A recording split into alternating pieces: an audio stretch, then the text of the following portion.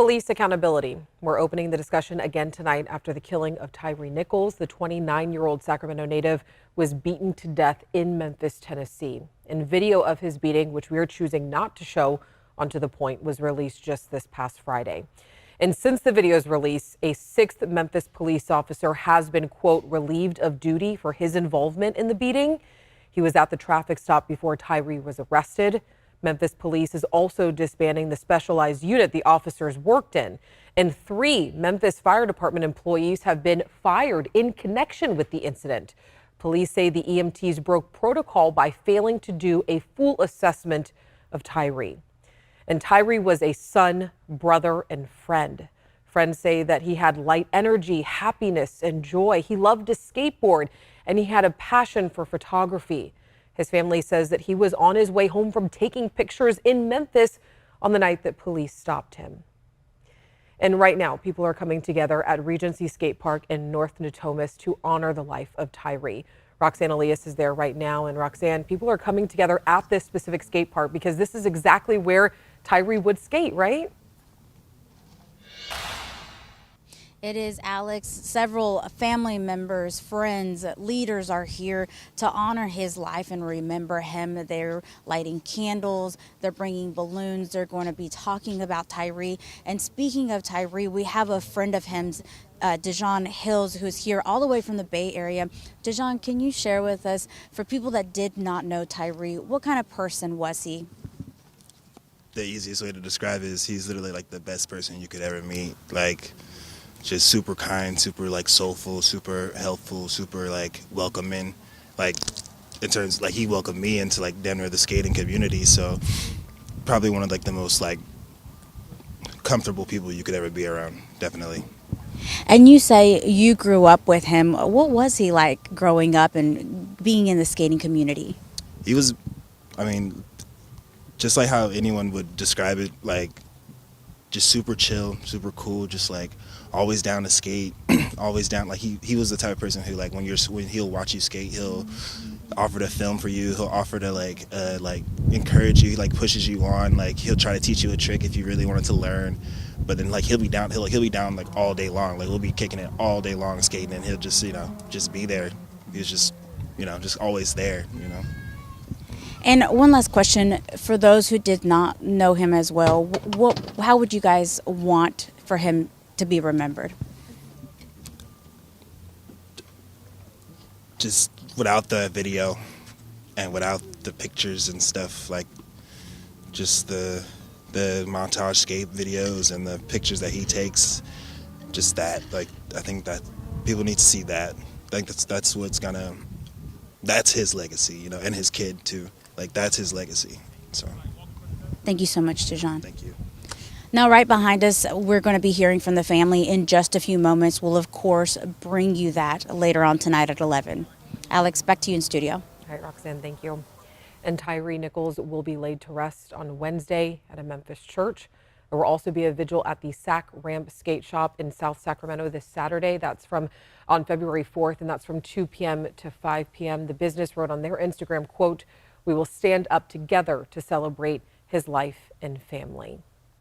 And the death of Tyre Nichols at the hands of Memphis police officers has amplified calls for reform in the culture of law enforcement.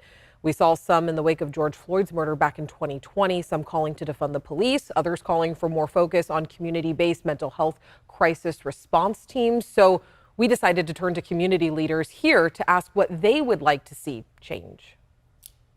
We do see a pattern and a trend of police killing people and hurting people in the city and nationwide. Tanya Faison is the founder of Black Lives Matter Sacramento. We know that this moment will happen again. How will other law enforcement agencies respond throughout the country in this moment? Barry Axius, Sacramento community leader and founder of Voice of the Youth, says he thinks the culture of law enforcement needs reform everywhere, not just in Memphis. Is there one or two changes that you would point to locally where you say, this is something that I'm pushing for that needs to change ASAP? We're fighting for the removal of gang enforcement teams and gang units. The sheriff has the gang suppression unit, and then the SAC PD has the gang enforcement team. And they literally go to neighborhoods like Oak Park, Valley High, Meadowview, and they pull over people just for driving down the street.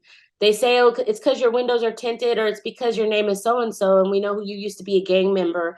And so we want to search your car. We took these concerns to the Sacramento Police Department and Sacramento County Sheriff's Office. We don't have the ability to simply pull people over for no reason, search them for no reason, and without any type of liability or oversight. Sergeant Amar Gandhi is now the spokesperson for the Sacramento County Sheriff's Office since Sheriff Jim Cooper took office in December, but prior to this, he supervised the gang suppression unit. If you are participating in gang activity, organized crime, or hanging out or associating with those that are, you will definitely be contacted by our gang unit. And that is not by accident, that is not by mistake, but it's also not by any particular racial group either.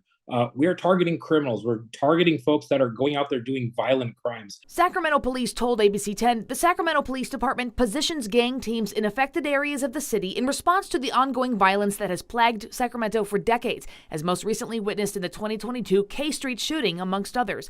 All officers at the Sacramento Police Department received training in procedural justice, racial profiling, implicit bias, de-escalation techniques, crisis intervention techniques, the critical decision-making model, and cultural competency, with members of the gang units receiving additional training. We have a lot of work to do here in Sacramento. I think that, I see Sac PD trying to make a move for better. There's definitely still more work for them.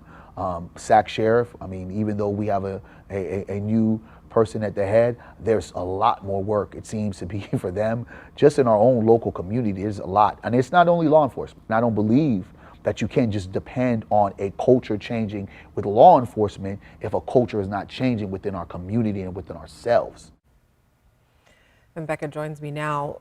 Becca, we know that the ex-officers who attacked Tyre, they were part of a special unit, the Scorpion unit. Right. And they're a specialized a team, right? Yeah. The Memphis police chief said that she thinks some kind of group think set in among those officers as they beat Nichols.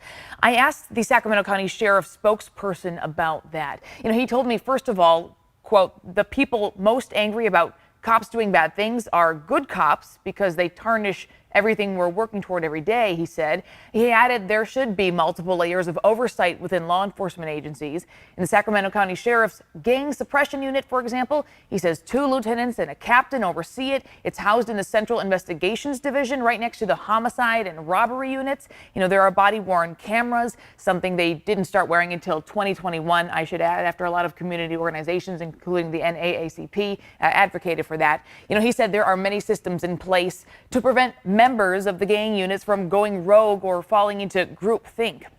And we know that a lot of people here feel targeted, even profiled by the police or sheriff's deputies here in our community. Right.